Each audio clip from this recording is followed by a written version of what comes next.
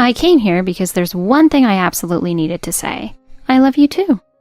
On what was supposed to be my honeymoon, my husband was taken from me by my best friend who decided to tag along uninvited. But honestly, I've had enough of both of them. Realizing that the teacher I've always admired felt the same way about me is enough to save me from this ultimate humiliation. Please join me for the story of my life with a slightly unusual teacher. My name is Florin. It's supposed to mean like a blossoming flower, but honestly, it doesn't suit me. I didn't grow into the person my parents had hoped for when they named me. In other words, I'm a total mismatch for my name. Every time I introduce myself, I feel an embarrassing disconnect between my name and who I am. I'll admit it, my looks are average at best, and my weight is way above what anyone would call normal. I love food. Even though I try to control myself, my idea of moderation often slides in the wrong direction. But there's one thing that sets me apart from others. My sense of taste. They call it super tasting, or absolute taste. Apparently I have more taste buds than most people, 3 times more sensitive than an average person's palate. I first realized my taste buds were different when I was in elementary school. It happened at a small diner my parents used to take me to. I ordered my favorite dish, veggie omelet with cheese. That day, the ketchup on top tasted off somehow. When I mentioned this to the staff, they were surprised. It turned out they had used a different brand that day, imported from overseas with a slightly tangier flavor than usual. This kind of thing happened over and over. When I was in middle school, we did a taste test as part of a science experiment.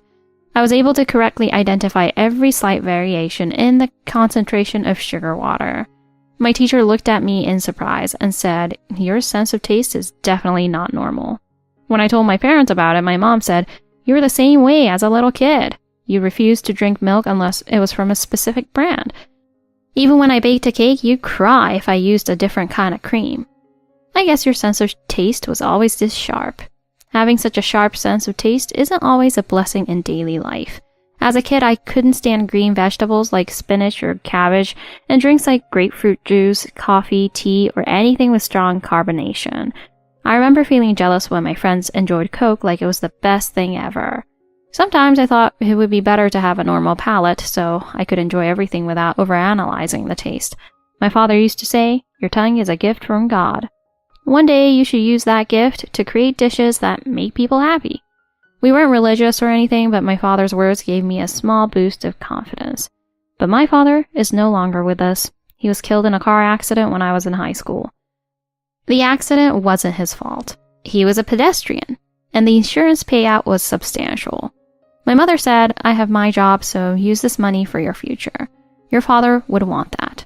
That's what she told me. His words felt like a last will to me, and I decided to pursue a career as a chef. After graduating high school, I enrolled in culinary school where I met 2 people who would forever change my life. One of them was Melissa, a girl my age. She was beautiful, stylish, and had a bright, charismatic personality. And for some reason, she decided to befriend me. "Lauren, you've got that super taster thing, right?" "That's amazing. I'm so jealous. I don't have any special talents at all." Her stunning looks were a talent in themselves, in my opinion. But Melissa constantly said things like, "Oh, I'm nothing special." I realized that before I found my path in cooking. I used to say the same thing about myself. Melissa once said, "I don't really like cooking that much, but having a culinary license feels like it boosts your girl power, you know?" That was her reasoning for attending culinary school. I thought to myself, the world sure is full of all kinds of people. There were even others who treated as wife training, and not everyone there actually aspired to become a chef. Many were just there because they didn't want to study at a university or commit to a full-time job yet. As expected, Melissa was incredibly popular. I saw it with my own eyes. The fact that she genuinely seemed to like me made me feel proud. Don't you think our names should be swapped? Like I should be Florin, and you should be Melissa. Here's a fun choice. An average-looking girl who can cook versus a gorgeous girl who can't. Who would you marry? She would constantly make jokes like that, but it was all in good nature. But I knew people whispered things like that about us behind our backs, though I didn't let it bother me too much. The other fateful encounter I had at culinary school was with the headmaster. Back when I was a senior in high school, uncertain about my future, my mom took me to an Italian restaurant run by a famous food connoisseur. I was so moved by the meal that, upon learning he also ran a culinary school, I decided that's where I wanted to study. One day, we had a lesson on seasonings and spices. We tasted several dishes like simple soups and sautéed vegetables with various spices and wrote down our answers on a worksheet. I correctly identified everything, including the hidden seasonings, except for one unfamiliar spice, and was called in by the headmaster. Your palate is a gift from God. If you nurture that gift, you could become a chef whose food moves people to tears. If you want, I'll do everything in my power to help you. Hearing the headmaster say almost exact same thing my late father had told me was so overwhelming that I burst into tears. I'm sorry for losing my composure. My father told me something very similar before he passed. I see. Your father must have felt the same way I do. The headmaster smiled kindly as he spoke. From that day forward, he began taking a special interest in me. He included me in small group sessions where we experimented with imported spices and specialty ingredients from around the world. On weekends, he took me to his friends' restaurants where I got to observe their kitchens and taste their creations. Your palate is a treasure, and I believe that immersing yourself in the actual kitchen will hone it even further. Being singled out by the headmaster sometimes made me a target of jealousy among the other students. However, most of them couldn't deny my absolute taste or the skills I was developing in the kitchen. Talent isn't distributed equally. The headmaster's philosophy was clear. Those with talent or determination wouldn't be treated the same as those without goals or ambition. That was his perspective, and he didn't shy away from it. Over the years, the headmaster has mentored many students who went on to great success in the culinary world. Perhaps because I was gaining confidence in my taste in cooking, I grew close to one of the male students aiming to become a chef. Our dates mostly consisted of exploring restaurants together, dreaming aloud about opening a place of our own someday. But one day, out of nowhere, he broke up with me. I've fallen for someone else. The someone else turned out to be my friend Melissa. I didn't even consider fighting for him. I stepped aside immediately. I assumed they'd start dating, but... What? No way. I just went out to eat with him once. He's completely average and boring. I don't think he's good enough for you, Florin. Besides, any guy who completely turns at the first sign of interest isn't worth it. I didn't fully understand what Melissa meant. It sounded as if she'd flirted with him just to test him, for my sake. Not long after that, the boy dropped out of school. Guys interested in me were rare, so I had already given up when it came to competing with someone like Melissa. When I let my real feelings slip, what? Don't be ridiculous. I don't have any kind of talent, Florin. You're way more amazing than I am. Her looks were a talent in themselves. If she wasn't interested in cooking, she should have tried beauty school or gone to auditions to become a model or actress. Melissa was more beautiful than most celebrities on TV. It's not that easy, you know. I just want to live life without working too hard. I thought it was such a waste to hear her talk like that. There are people in the world who are blessed with talent but never realize it, let alone work to develop it. Maybe confidence only comes when you work hard to achieve something. After 2 years at the school, the headmaster arranged for me to apprentice at a prestigious restaurant in Italy.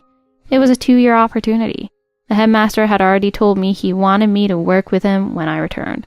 Florin, going to Italy to train is amazing. And then you'll be working with the headmaster when you get back, right? Talented people really are different. I'll miss you, but good luck over there. Melissa said this as she sent me off. The 2 years I spent training in Italy were grueling but immensely rewarding. Learning Italian was a necessity, but luckily there was an American staff member at the restaurant who helped me out a lot. Looking back, I'm sure the headmaster had chosen that restaurant deliberately to make my transition smoother. When I returned to the States, I became the headmaster's assistant.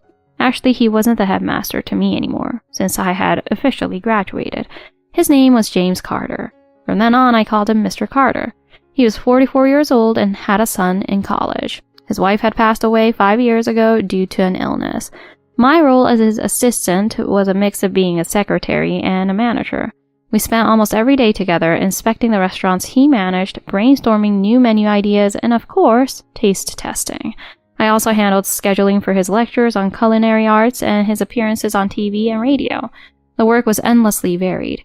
I learned so much and built connections I never could have on my own. Maybe it was because I had always had a slight daddy complex, but I found myself drawn to Mr. Carter as time went on. He was single, having lost his wife years ago. Still, I never dared to imagine confessing my feelings. Just being by his side and working together made me happy. That's how our days went on for 8 years. By then, I was 30 years old. I think it's time for you to step out on your own and open your own restaurant. You've got the natural talent and have worked so hard to build on it. It's been an honor to play a part in your journey. When Mr. Carter told me that, I felt more sadness than joy. Thank you so much for everything. If I hadn't met you, my life would have turned out so differently. I can't thank you enough. I said the words, but deep down, all I wanted was to stay by his side forever. He offered to help with the funding, but I have saved every penny of the money my father had left me for this moment. My mother, with tears in her eyes, said, "Your father would be so proud." And so, at the age of 30, I opened my very own Italian restaurant. Melissa said, "That's amazing. Starting your own restaurant at your age. You really are on a whole different level. I'm so jealous." Melissa and I have remained in touch, and she came to my grand opening ceremony. "It's such an honor to have a best friend like you," she said, with her dazzling smile. Since leaving culinary school, Melissa had bounced from one waitressing or bartending job to another, dated numerous men, and broken up just as often. She was as stunning as ever, but she didn't seem particularly happy. Running the restaurant was going smoothly and life felt steady until something happened that turned everything upside down. It happened 2 years after the opening. Mr. Carter invited me out for dinner, which he rarely did, so I was excited. But when I arrived, there was a young man sitting with him. It was James Jr., Mr. Carter's son, whom I'd only exchanged pleasantries with a couple of times before. "Florin, I've arranged something special for you tonight." To my shock, it turned out to be a setup, an arranged dinner between me and James Jr.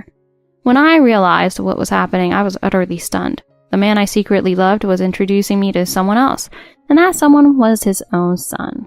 James Jr. was 3 years younger than me, at 29. He was a younger, sleeker version of his father and currently worked as an instructor at the same culinary school I had attended. "My dad talks about you all the time, Florin. He says your palate is extraordinary." Unfortunately, I didn't inherit his talent. He said this with a faint, somewhat wistful smile. "If it's someone my father respects this much, I'd be honored to spend my life with you." That's what James Jr. said. It was a flattering proposal, but it felt like marriage shouldn't work that way. But at that moment, I had a thought I couldn't ignore. If I married Mr. Carter's son, I'd get to call him Dad, and I'd always have an excuse to stay close to him. It was with that selfish, misguided desire that I decided to get married. I vowed to keep this feeling buried deep in my heart forever. After a 6-month courtship, James Jr. and I were married. The wedding and reception were lavish, a grand celebration by any standard. I wasn't exactly what you'd call a beautiful bride, but with bridal spa treatments, professional makeup, and the magic of a wedding dress, I think I managed to look somewhat presentable. But more than my appearance, what captivated people's attention was that the son of famed gourmand James Carter was marrying the bride with a divine palate. "It feels like I'm just an accessory here," James Jr. muttered from our place at the head table. His sarcastic comment planted a vague unease in my heart. Our honeymoon was set for 3 nights and 4 days in Italy, but I wondered if we could get through it peacefully as just the 2 of us. Still, I was excited. Back when I trained in Italy over a decade ago, I'd had little time to see the sights, so this was a chance to explore. After the reception, during a smaller, more intimate after-party with family and close friends, Melissa said something shocking. "Hey, aren't you 2 heading to Italy for your honeymoon? I've always wanted to go. Can I tag along?" "What?" "But we've already booked the flights and hotels, and it's our honeymoon. Traveling alone is scary, and joining a tour group by myself sounds depressing. I promise I won't get in your way." As I hesitated to respond, James Jr. spoke up. "Sure, why not? You're Florin's best friend, right? I'm fine with it."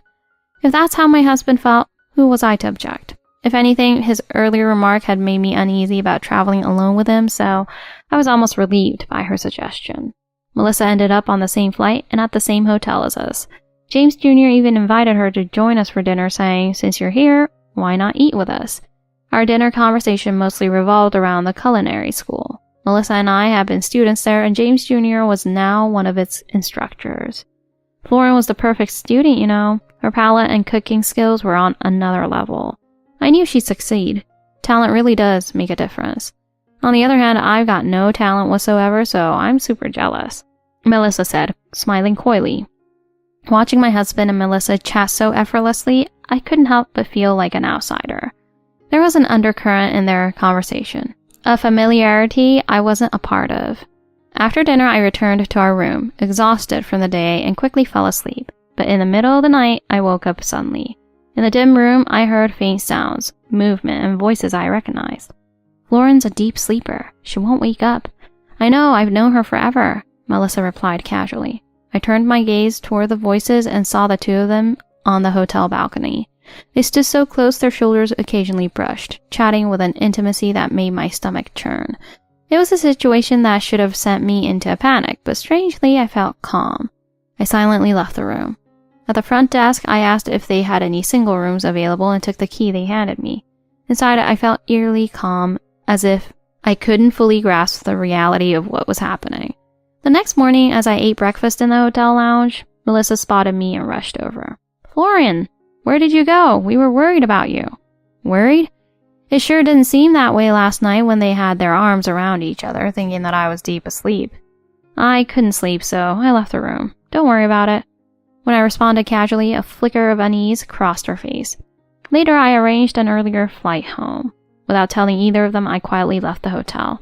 When I returned home from Italy, I headed straight to my mother's house. Never in my wildest dreams did I imagine that I'd leave during my honeymoon, let alone return home so abruptly. My mother was startled by my sudden appearance, but chose not to press me for answers. "What's wrong? How was the trip?"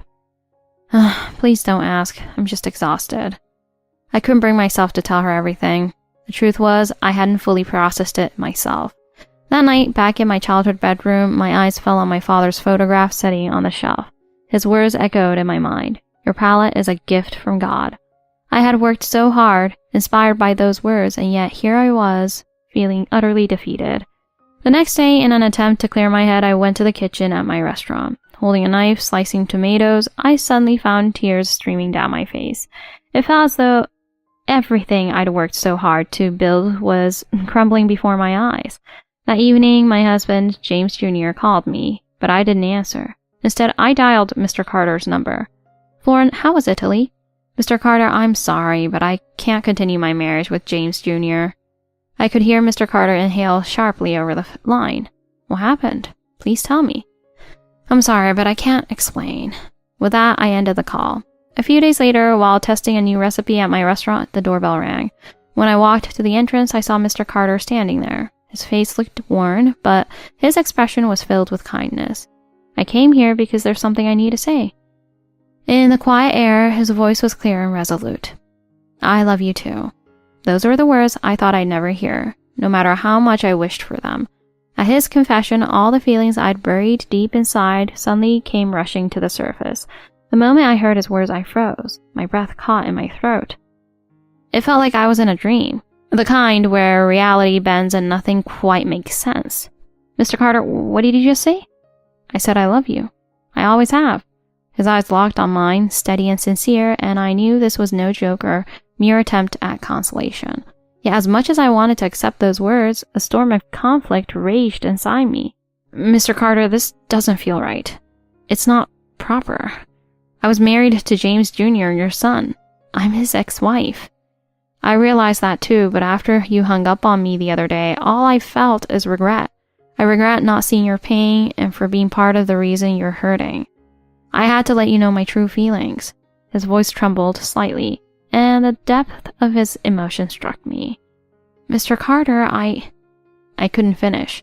I was terrified that voicing my true feelings aloud would shatter everything. Just then, the restaurant door opened unexpectedly. Standing there were James Jr. and Melissa. "We need to talk. I figured you'd be here, so I waited." The complicated looks in their eyes filled me with a sense of dread. "Let me start," Melissa said, her voice uncharacteristically soft. "Lauren, I'm so sorry." Melissa lowered her gaze and continued. "I was the one who tempted James Jr. because I was jealous of your happiness. You're so talented, so successful. And then you got married, too. It felt impossible for someone like me to compare." As she confessed, I felt the resentment and bitterness I had buried deep inside begin to dissolve. "Melissa, you've been struggling too, haven't you?" I couldn't bring myself to blame her. Her actions, as misguided as they were, came from a place of desperation and envy toward a life she thought was unattainable. Then James Jr. spoke up. I know that what I did to you is unforgivable. I've spent my life living in my father's shadow. I married you not even knowing if I truly loved you. His words were laced with self-loathing, and his expression was one of profound regret. I think we should never have gotten married in the first place. I took a deep breath and nodded. You're right, but maybe this is how we both find a little freedom. After the discussion, I turned back to Mr. Carter. Mr. Carter, to be honest, I've always had feelings for you as well. But with everything that's happened, I don't know what to do. That's okay. Just being by your side is enough for me. At his words, tears spilled from my eyes. It was then that I realized love doesn't have to fit into predefined rules or structures. When the divorce was finalized, I felt like I could finally exhale, as if a heavy weight had been lifted off my chest. But starting over turned out to be more complicated than I imagined. I poured my energy into running my restaurant while slowly deepening my bond with Mr. Carter. Our relationship was undefined. Calling him my boyfriend felt awkward given our age gap, but we were far too close to simply be mentor and mentee. Meanwhile, Melissa and James Jr. were embarking on their own new journey. The fact that my ex-husband and former best friend were now a couple felt like the universe's way of showing its sense of irony. Yet I couldn't bring myself to hate them. James Jr. seemed to have finally broken free from his father's expectations and was beginning to carve out a path of his own. His cooking channel had gained a massive following thanks to his relatable, easy-to-make recipes that resonated with everyday home cooks. His new slogan read, "You don't need a super palate to make amazing food." It made me laugh, but I could see how much it resonated with people. Melissa, meanwhile, began appearing on James Jr.'s videos as an assistant and later signed with a talent agency. She had finally found the courage to embrace her own unique charm and step into a new world where it could shine. The two of them seemed to be building a peaceful and genuine relationship, one rooted in mutual understanding. Then one day I got a message from Melissa. "Lauren, wanna grab lunch if you're free?" When we met, she looked more at peace than I'd ever seen her. James Jr.'s been blowing up on YouTube with his quick and easy recipe videos. Ironically, James Jr.'s lazy cooking had gained traction in the culinary world. That's great. I'm glad to hear you're both doing well. Actually, I wanted to ask you for a favor, she said, her tone shifting. James and I are getting married. Her words surprised me at first, but then a smile crept onto my face. Congratulations. So what kind of favor do you need? I was wondering if you'd cater the wedding. I hadn't expected such a request, but I couldn't find a reason to say no. Of course. I'll make sure it's a celebration to remember. On the day of their wedding, Mr. Carter and I stood in the reception hall. I wasn't just there as the caterer. Melissa had asked me to give a speech as her best friend. Melissa, your life has always been unpredictable, but today, without a doubt, you're shining brighter than ever. I hope you and James Jr. build a wonderful life together. When I finished, Melissa hugged me, tears streaming down her face. Over the next few years, we became something of an unconventional family.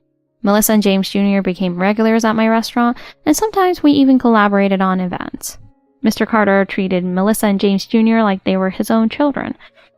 There were evenings in my kitchen where the four of us worked together on new recipes, laughing and teasing each other. Life, I realized, is never perfect. As for me, I have begun a new chapter of my life with Mr. Carter. James. Although we weren't married, we shared a bond that felt deeper than any label could define. He respected me as his partner, and I loved him for the man he was, beyond his title or reputation.